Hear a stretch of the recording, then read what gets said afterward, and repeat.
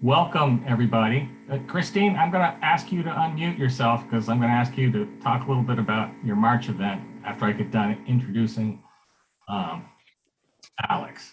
Um, Alex is the policy analyst with the Federal Reserve System for the National Small Business Credit Survey Team, led from the Federal Reserve Bank of Cleveland. Boo, but at least we know he's still living in Bel Air. So, and his wife is good friends with one of the managers at Cleveland. We really don't like his family much at all. But he is a recurring speaker, and we love him for that. And even though the Fed is ruining the country, and that's my personal opinion, not anybody else's, we're going to want him back as a speaker in the fall. So, Alex, this is like the fourth or fifth conference you've had with us. So yes, and they've all been virtual. Maybe we'll get back to the real live events soon. So we have an exciting program in March. Christine Hurt from Air St. Gross is going to talk about ESOP.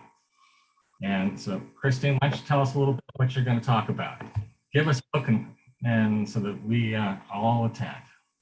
Okay, so Air St. Gross is an architecture firm located in Baltimore, and we made the transition to an ESOP in 2013, and since 2013 we have lessons learned, and we have and I can really speak to really living what an ESOP is on a day-to-day basis, things you have to think about, who you have to involve in decision-making processes, how the ESOP actually makes your company stronger. And so anyway, you put me on the spot, Joe. Christine, you've done this presentation many times before. But my question will be when you have the presentation, what about when somebody retires? How do they cash out? But that's for March. Yeah, you keep that in your head and you can ask me then. All right. Well, without further ado, I'd like to have Alex talk about our small businesses on the road to recovery. I guess which day it is. I don't know. All right, Alex, take it from here. Thanks, Joe. That's a great comment. What day are we at? Because there's a lot of conflicting signals, I think, about what's happening in the economy. Apologies, that my presentation isn't totally full screen. I'm having to do it this way so that I can actually see folks who are attending, and that just is a lot easier for me than talking into a computer screen.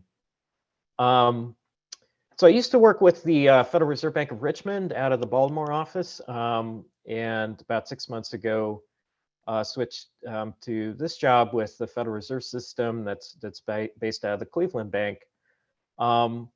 Really working pretty intensively with this team that's entirely focused on data gathering on the conditions of small businesses, and running a survey and a bunch of research projects that come out of, and research products that come out of that survey on small businesses.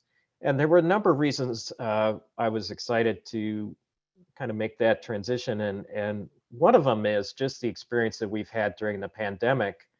So many of the places that are near and dear to our hearts are restaurants that we like, and the shops we'd like to go in our downtowns are small businesses. And the Fed, of course, for doing monetary policy, it needs to have a view of how the whole economy is doing. And small businesses is one area where there's not a ton of data. And so it's quite fun to work on the survey where we get a view into how small businesses are doing. And I think the survey is pretty unique. I'm not familiar with anything out there that's quite like it. What I thought I'd do is just give you a sense of, first of all, what the survey is real quick, and then talk through some of the main findings. Our major report was released yesterday, actually. There's some blurbs that have come up about it in Fox Business and Reuters and a few other outlets. So I thought I'd just give you a overview of some of the major things we found, and then try and roll it into a general economic outlook that is informed by what we heard from small businesses in the survey. And to be honest with you, this is really at a work in progress stage. And so I'm, interested in your feedback. And, we've got this period now that we have the data. We've got another, 6 months to go before we start the next round of designing the next survey. And we've got a ton of data. And so there's a lot more time to be spent digging into particular topics. And that's where I would love, your feedback and advice about what you think is the most promising avenue to go down. But just to give you a sense of what the survey actually is, it's an annual survey of businesses with fewer than 500 employees. And that's a pretty standard definition of small businesses in this country. And we really care about taking the temperature of these businesses because they account for about half of GDP in the country. Pardon me, 50% of employment and about 45% of GDP in the country. So they're big players. Oftentimes, though, there's a lot of churn among small businesses opening and closing. And so, again, it's hard to get a real good sense of how they're doing and their characteristics and all this other information that's helpful in order to gauge how this large segment of the economy is doing. The survey's been administered nationally since 2016 through a collaboration between the Federal Reserve regional banks. We do have, as you recall, a non-central central bank, which is sort of unique around the world. We've got these regional reserve banks that are all independent across the country, and they all collaborate on this effort to get a sense of how small businesses are doing. It was housed out of the New York Fed until last year when the Cleveland Fed took it on and is helping to coordinate it now. The data itself are not scientific, so it's not a random sample. What we do is we work with our partners throughout the Federal Reserve System and distribute the survey electronically. Because it's not scientific, we have to do some things statistically to kind of make sure it's a representative sample.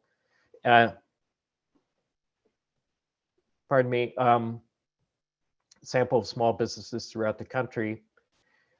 In terms of how it works, again, we work with our partners throughout the country to deliver the survey. It takes about 10 minutes at its most basic form, and then people, if they're interested, can go down these little modules that have more questions in them. But it's open for an 8 to 10 week period from September through November. Then we get about 10,000 to 15,000 respondents from that, and we process the data, weight it all up, and we start publishing reports from it. And the first of them is the report on employer firms. These are small businesses that have, at least one employee all the way up to 499 employees. And just for reference, that's, anywhere between 7 to 10 million of those types of businesses throughout the country. So this is my first poll question. Denise, did you want to handle these within Zoom? Yes, Alex, I'll launch the question. Thank you. Okay. I just wanted to get a sense of the businesses where you work and how many employees are at the business where you work.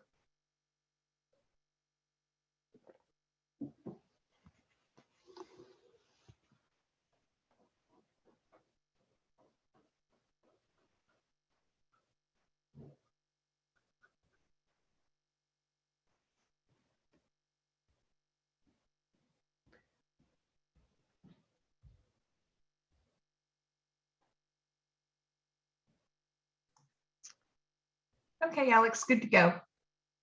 All right.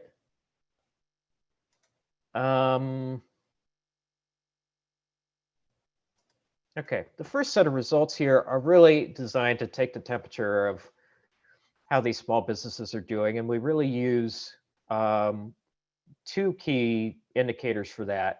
One's around revenue and one's around employment. And so the first question that we usually ask is, how's revenue been doing? Has it increased, decreased, or has there been no change? Both over the last 12 months and since 2019. So here, this is our COVID benchmark question. And I mean, the key finding here, perhaps not surprisingly, is that small businesses were really hit hard by the pandemic. About 63% reported revenues down since 2019, and 43% reported employment down since 2019. Again, this is going to vary a lot by industry, and the size of the firm. But in general, we're seeing that a lot of these small businesses are quite in worse shape than they were prior to the pandemic. But on the other hand, we're seeing improvement for the businesses that are now open. So one trick of interpreting these results is to think about when we took the survey in 2020, we were surveying businesses that were open, and then the same thing with 2021. So in our 2021 survey, we're not seeing those businesses that were closed because of pandemic conditions or just general overall, not being able to keep an operation. So you got to kind of keep that in mind as you're looking at these results, that again, we're looking at businesses that have survived the pandemic. But overall, what we've been seeing since 2016 through 2019 was anywhere from 50 to 60% of these small businesses reporting increases in revenue. And then the pandemic hit, and that shrunk to 14%, and the decreased revenue category grew from about a quarter to 77%. And the 2021 results showed these small businesses climbing out of that hole, with the 77% decline in revenue number shrinking to 48%, while the increased number going from 14% to 38%. So all these numbers just point to, I think, improving conditions. But if you take it together with the prior COVID benchmark question I showed you, you can see that we're still not out of the hole that we were in pre-pandemic. Let's do poll number 2. What's your revenue forecast for 2022 compared to 2021? Are you forecasting a decline in revenue, no change, or an increase?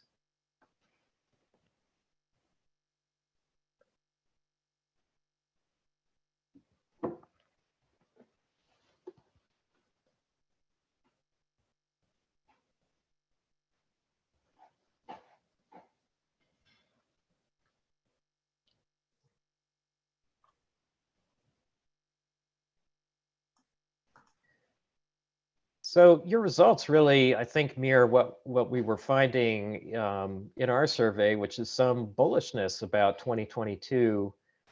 And we'll get into some of the factors behind that next. Let me close the poll out here. I think if you look at, this bullishness on the part of small businesses going into 2022, clearly strong demand is playing an important role. You might remember this. This is one of my favorite charts for my presentations here that I like to use. It shows you what's happening on the part of consumers. Again, individual consumption accounts for about 2/3 of GDP. So it's a major factor in terms of how the overall economy is doing. And with this line, you can see with the dotted red what's happening with people's income over time, and the dark blue solid line is what's happening with their expenses. And you can see since the pandemic started, a couple of things at play. One is income going up, and that's largely a result of the fiscal payments on the part of the federal government going into people's pockets. There were several rounds of that. So that largely accounts for the spikes. And at the same time, people were also holding back their spending activities. So they weren't going to the restaurants, the movie theaters, and getting haircuts and all the. It was predominantly service consumption, but people were really holding back on spending for a period of time. And so one way to think about it is you look at the difference between those two lines. That's a representation of what happened with savings, right? The difference between what people took in an income and what they spent is savings. And that figure in dollar terms is somewhere north of $2 trillion that people had saved up as a combination from cutting back spending and fiscal payments.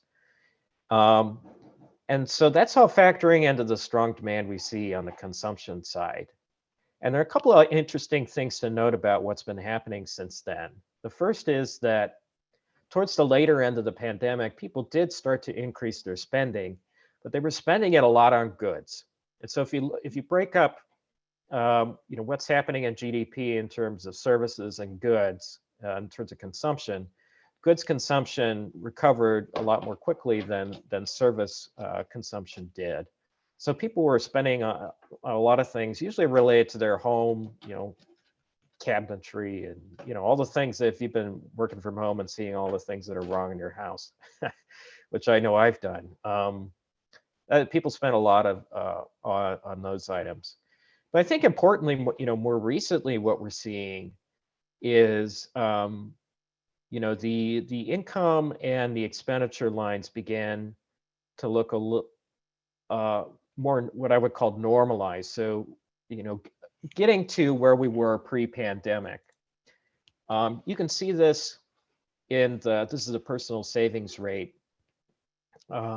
figure, and you can see, it being highly elevated during the pandemic, but it coming back down to normal here with the latest reading in December. So, these two charts together, I think, tell us that consumers are really engaging in what economists would call consumption smoothing behavior. They're returning to their usual consumption habits that they had prior to the pandemic and the recession. And so I think you have to factor that in for how 2022 is going to go. There is all the savings that's being spent, but it is being spent down, and people are, as things get back to normal, resuming their normal consumption patterns. I think that bodes well for small businesses that are in the service sector, because that's been a lagging factor. But I think, overall for the small business sector, that this is a good thing going into 2022. With that being said, that's all to the positive. Now we're going to focus on, what these small businesses told us their major issues were. And again, this is just a window into Q4, right, 2021. But I think these ring true with everything people are concerned about today. And, not surprisingly, the top two issues tied for first, hiring or retaining qualified staff and supply chain issues. Now, the next one down, reaching customers and growing sales, has been a perennial concern, but I think notably this hiring, the tight labor market, supply chain issues, I think you could throw inflation in there as partially a result of that, have risen to the top as top concerns for small businesses.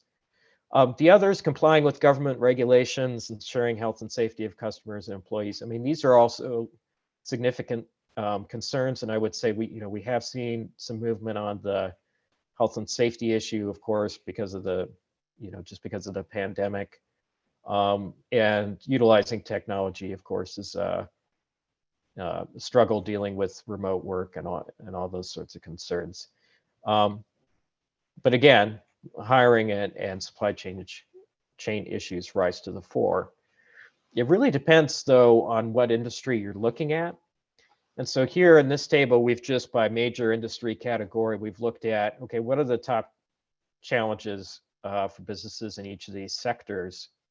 And I think the best way to kind of summarize what you're seeing here is to break these industries into whether they're dealing primarily with goods or primarily with services. So if you think about manufacturing and retail, for sure there's a service element with retail, but you're selling goods.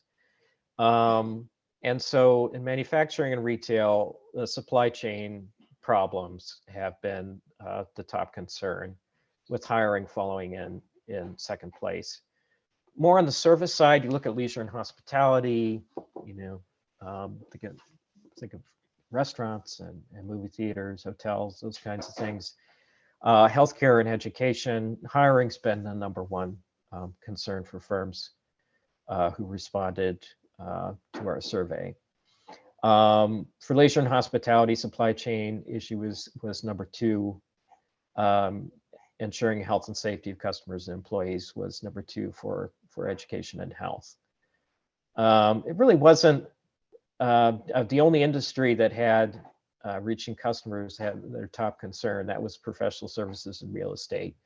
And you can think about, a lot of those jobs, especially in professional services, were able to deal with remote workers more easily and weather the pandemic much more easily than some of these other sectors were. So my next polling question is to ask you, if you had to choose one, what's the top operational challenge that is facing your business right now?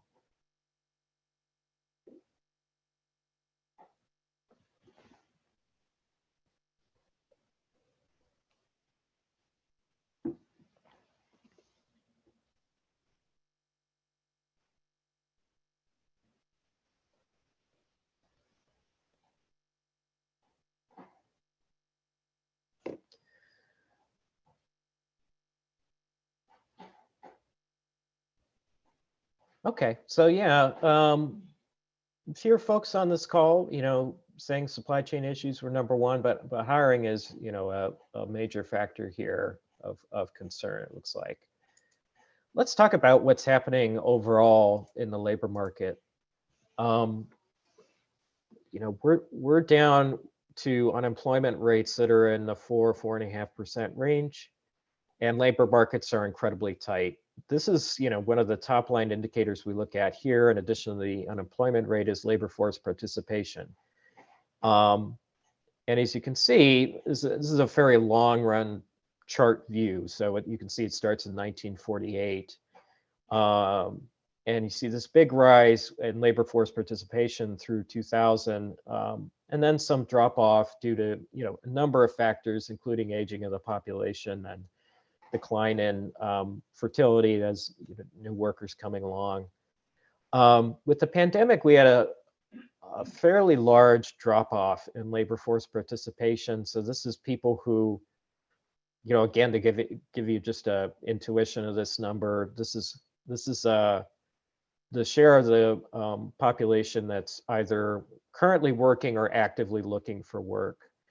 And it's a major concern for economists because, and I think, for the public at large in terms of how the economy is doing, because labor force participation is really one of the major keys for long-run economic growth.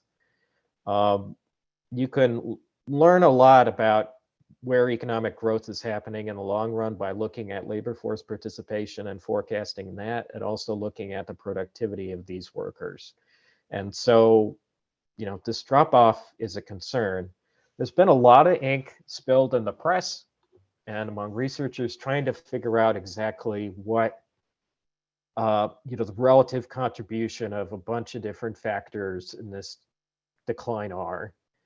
I think number one, and this is in no particular order, but starting with concerns about health. So people, especially pre-vaccine, were worried about going into work if they were going to be exposed to the public in particular.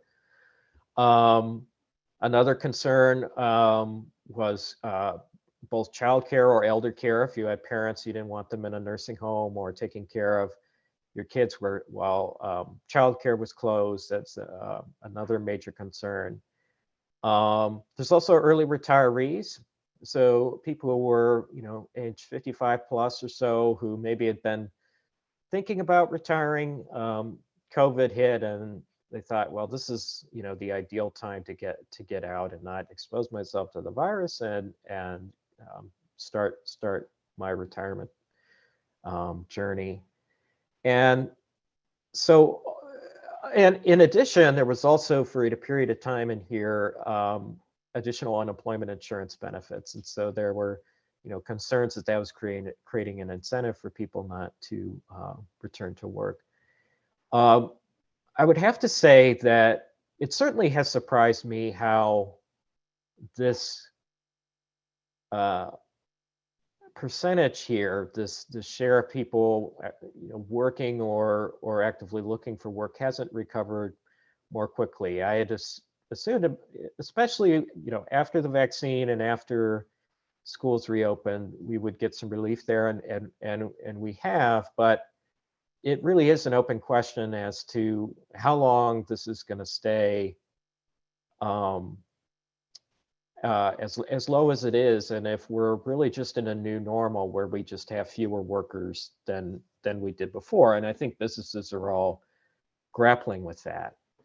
In our survey, we asked about difficulty hiring new workers, and I think it's interesting to compare, the responses we got in 2018, where only 27% of businesses said, yeah, I've tried to hire and it's been very difficult. And that's now up to 44%. So this is a major concern for these small businesses. And, we asked them why, and for sure there's issues with skills and competition from other employers, and the issue of, passing background and drug tests and the like. But really, the major factor here is just too few applicants. And if you look at what the small businesses told us about, their expectations for 2022, they were bullish on revenue and bullish about hiring, but less so. And you'll see that here in this chart. We asked them, for 2022, do you expect revenue to increase, decrease, or not change? And we see a 60% of businesses expecting an increase in revenue. But in terms of employment, a more tepid response there. Nearly half of businesses saying, I don't expect to change my hiring or to hire any additional employees. So since that, both inflation and the health of the labor market are key factors into Fed's decision making about interest rates, it's an important piece of information here to get about where small businesses see their hiring patterns going. In terms of inflation and supply chain issues, these are significant challenges too, for sure. I think there's been a number of idiosyncratic things happening early on in the pandemic, in the pandemic's recovery. The ships stuck in the Suez Canal, computer microchip shortage. There were just a number of sort of idiosyncratic, I would say, issues with supply chains, which have now, over the past few months, have broadened to include significant supply chain challenges going forward.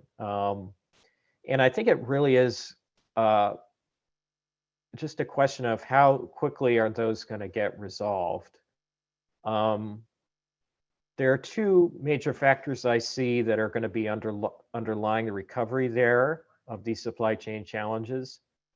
And one is what's happening to demand. So a lot of the pressures that came from suppliers was just the surge in demand that we saw from all this excess savings that people were now spending.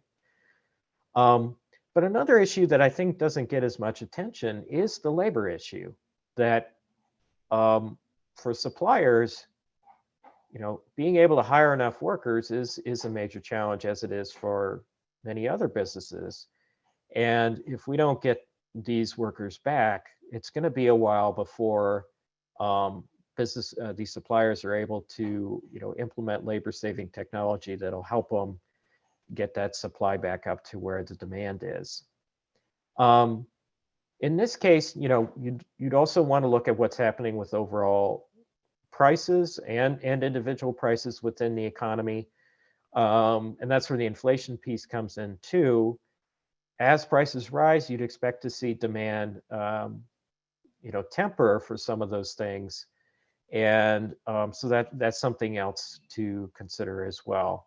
But for sure, what we're hearing from these small businesses is, yeah, this is, along with the hiring, this is a major challenge for us. Our next poll question is whether or not you think these supply constraints will ease by the end of Q2. And notice I've put that at a fairly early point in 2022.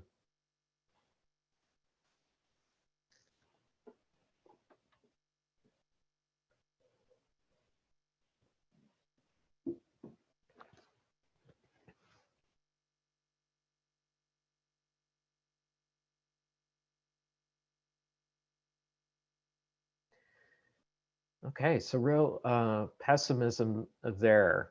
That's good to know.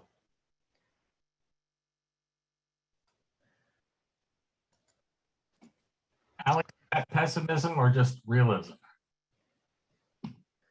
Yeah, probably both. Where does the Fed see supply chain issues easing up? I think there are differences of opinion there, just because of the number of factors that go into it. As I mentioned, there are just logistical issues that are at play. There's bringing back capacity, but there's also how people and businesses respond to these supply chain pressures. At a certain point, the price gets too high for an item, people may substitute for another type of item. But for sure, it's a major issue of concern. And I think, my read of and this would be a good point for me to say, these are my views only and not the Federal Reserve System. But if you, read the speeches of people serving on the Federal Open Market Committee, there's real concern. Some members were concerned at earlier stages, but my read of where things stand now is a watchful concern over what's happening with inflation and the economy. And I think we're at the point now where, as I mentioned, I think 6 months ago, say, you were seeing big spikes in the prices of, things like rental cars and airline tickets. And you could say, well, yeah, that's people going on trips, that they held back from. But as I mentioned, this is really broadened out from all those individual little issues into, into something we're seeing overall in all these different price categories. Wish I had a crystal ball for that. There's a big piece of, part of the Fed's mandate is to ensure availability of credit. And so it's not only taking the temperature of how small businesses are doing in terms of the overall economic conditions, but also how are they doing with credit markets.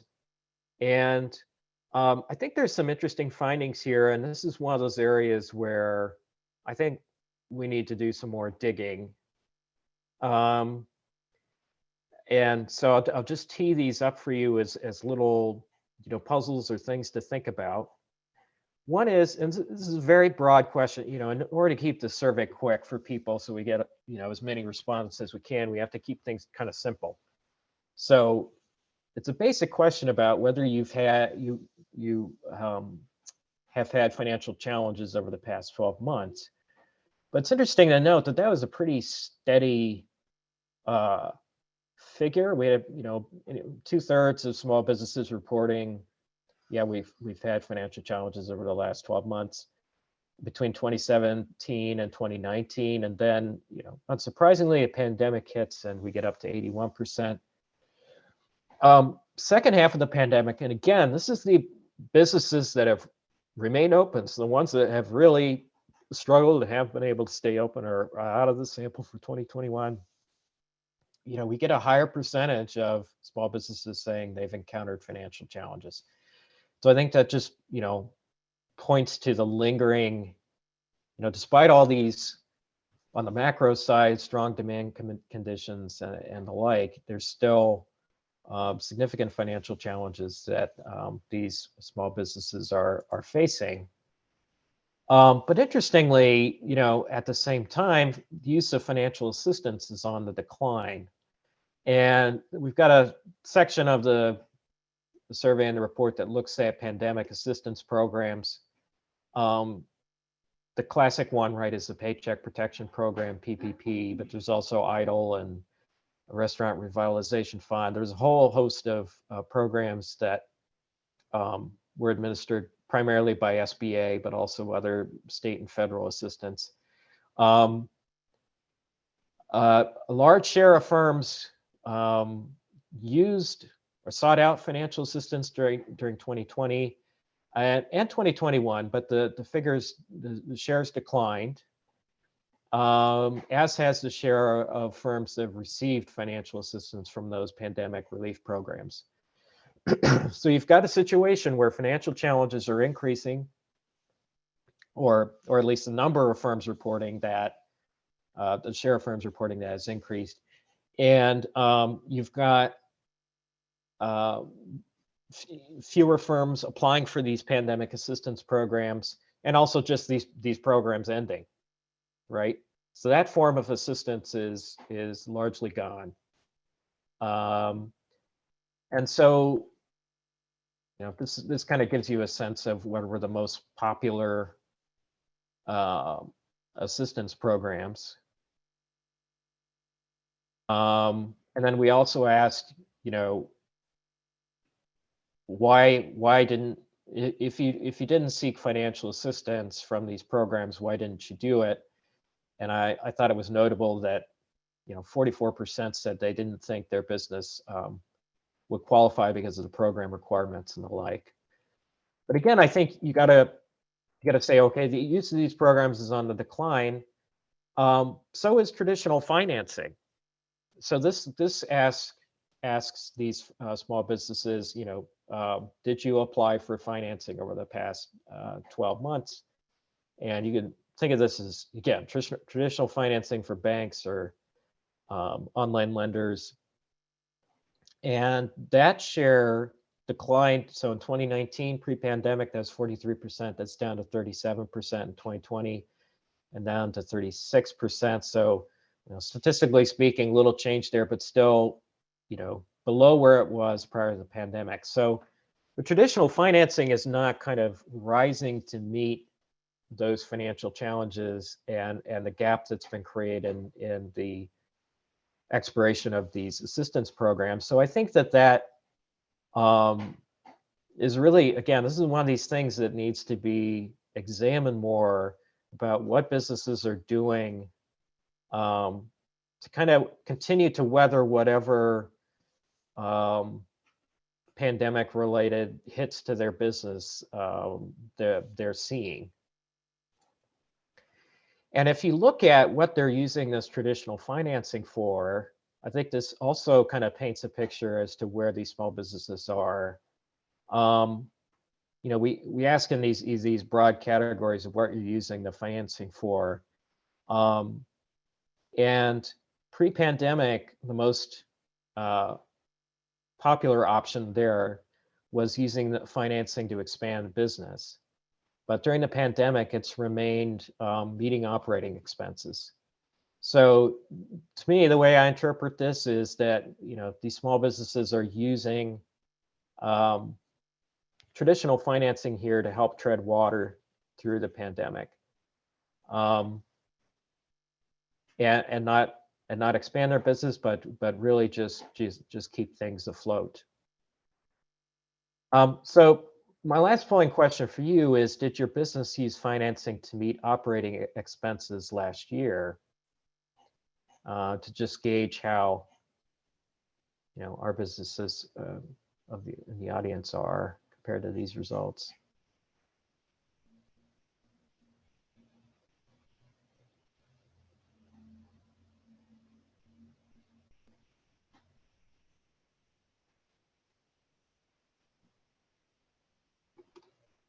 Okay, that's interesting. So it looks like a majority did not use it for meeting basic operating expenses.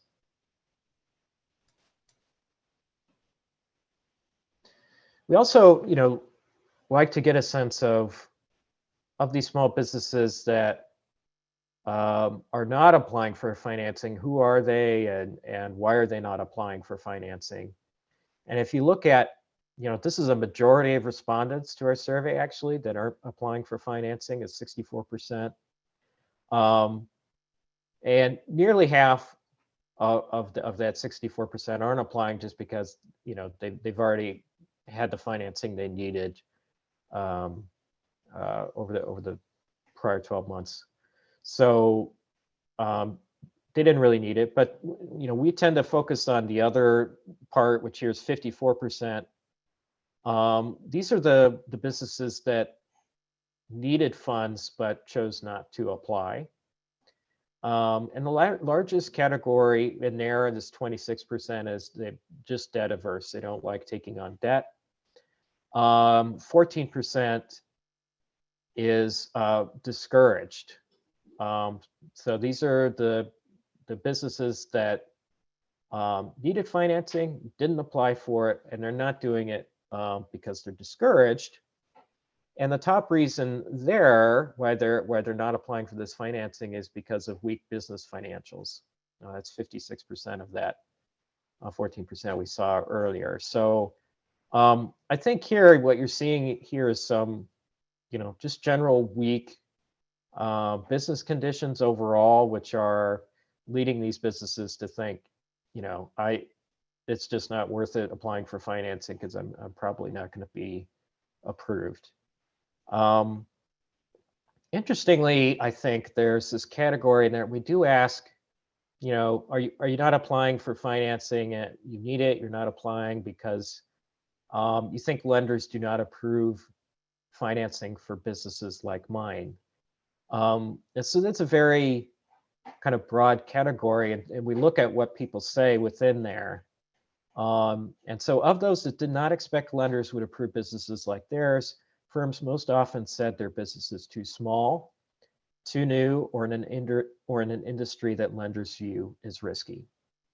So again, all these numbers just give us a good picture of what's happening to credit markets for small businesses and how credit conditions are going for them.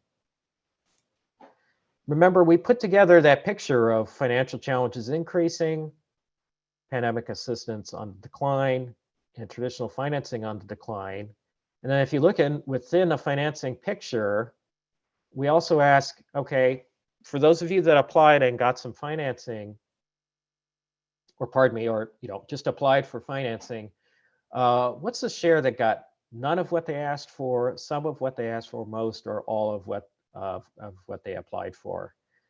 And the share of small businesses that are getting none of what they applied for increased by 10 percentage points between 2020 and 2021. So I think that this does,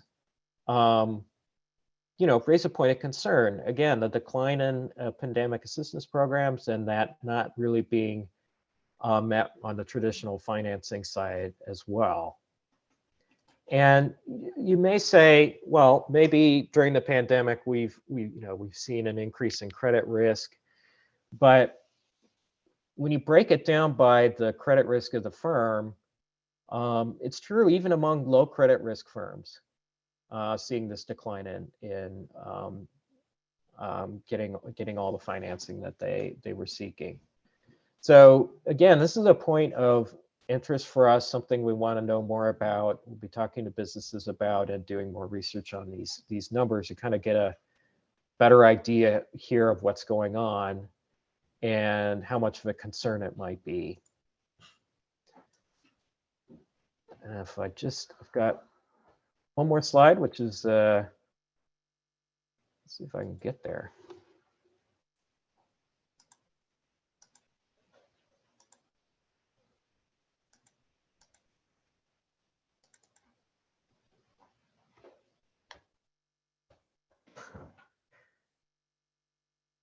Technical difficulties there. There we go. I think if you look at the picture overall, small businesses are showing signs of weathering the pandemic, at least the ones that, are still open. Those that remained open, appear to be in better condition than last year, but there's some points of concern. One is, as with the economy as a whole, tight labor market conditions are a big factor, hiring challenges. There's even wage pressure now that's factoring in there. And inflationary pressures are all concerns. Here, strong demand, especially on the inflation side, is part of the problem, but also part of the solution. So when we think about the prospect of a rate hike, say in 2022, it's important to realize, yes, that's a response to concerns on the inflation side, but it's also a response in terms of the economy's overall recovery. And so it's good to view it with that, balanced lens of we are in strong demand conditions, but we've also got these other points of concern that may put the brakes on or be tapping the brakes on the pace of the recovery. We have additional questions and information on workforce challenges that we're going to release at a later date. I'm working on that data right now, so stay tuned. By the way, all the reports and everything are going to be at fedsmallbusiness.org. Feel free to browse over there and please read our reports and give us feedback. On the financing side, I think, again, this picture that I painted for you of financial challenges increasing, sunsetting programs for assistance, and whatever's happening with traditional financing that seems to be hitting across all firms, regardless of credit risk, is a point of concern and something we want to look more into. We need to look, into the characteristics of these firms that aren't getting what they're asking for, and how that might factor into the overall economic recovery. And then, of course, especially, given the news today, there's always these points of uncertainty, other COVID variants, but also what's happening in Ukraine. But I think overall, given these uncertainties, there's still a fairly strong demand to help get us through 2022. And with that, I'd be happy to take any questions. I really appreciate you all